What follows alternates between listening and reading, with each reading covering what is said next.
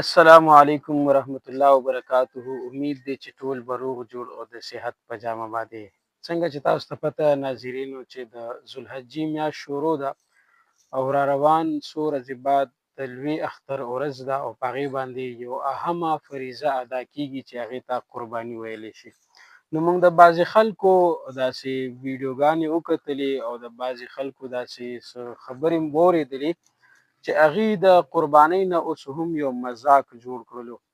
نو زه خو اول دا خبره هغه خلکو ته کومه چې ګوره دا هر یو څیز دا ملایانو نه دی راویستی چې په هره خبره کې مولا ستا دا نه منم او مولا ستا هغه نه منم. نو نه خو دا قرباني د مولا ده او نه دا مونځ د مولا دی او نه دا نور کم احکامات د شریعت چې کم دي هغه د مولا دي. که هر یو څیز دی هغه د الله جل جلاله عبادت دی. نو دا قربانی هم دا د الله یو عظیم عبادت دی او دا ډیر زیات بهترین عبادت دی. هغه طرف ته نظم چې تاسو ته یا د قرآن عظیم الشان یا د احادیث مبارکه او دلایل وړاندې کوم، هغه نن سبا هر یو کس مفتی دی او هر یو کس په خپله باندې پوه دی.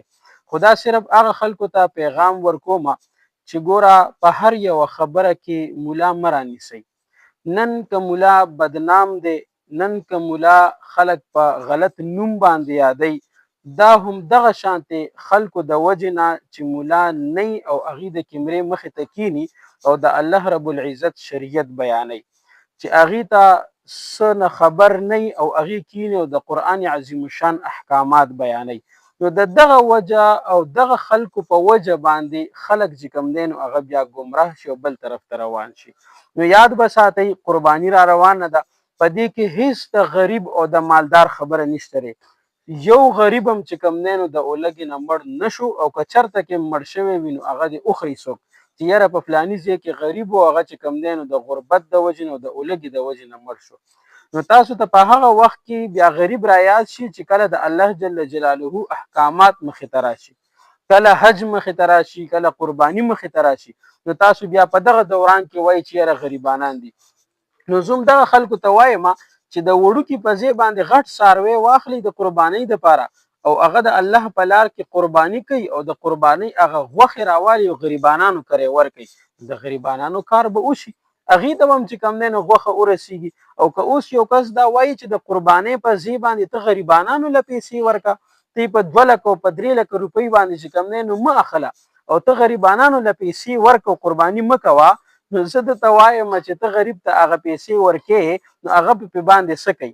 نو ته به ووایې چې هغه به پې باندې ځان ته د خوراک څیز راوړي یا به پې باندې نور څه وکړي، خو ته که قرباني وکړي او دغه د قربانۍ غوښه لږه په فرج کې نه دی، لږ په کور کې تاله نه کړي او غریبانانو سره یې ورکړله، نو بیا هم ستا چې کوم دی نو د غریب حق ادا شولو، ستا د ګاونډي حق ادا شولو، په دغه طریقه باندې هم ستا حق ادا کیږي. نو زه هغه خلکو ته دا پیغام ورکوم چې که دغه مونځ دی دا د الله رب العزت جل جلاله د طرف نه په مونږ او تاسو باندې فرض دی. دا خبره غلطه ده چې یاره د کم اقیم الصلات دی په دې کې چې کوم دی نو د مونځ نه دی مراد.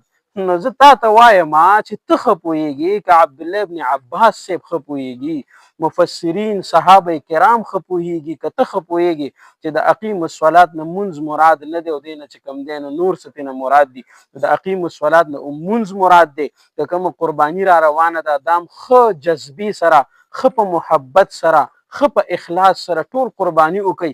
هیڅ خبره نشته دی چې دا نفل ده او دا مستحب ده او دا واجب ده او دا یو خبره هم پکې مه راولئ، بس وی د الله حکم دی، مونږ منلی دی، مونږ د الله حکم ادا کوو، د الله جل جلاله نه بدلې وغواړئ.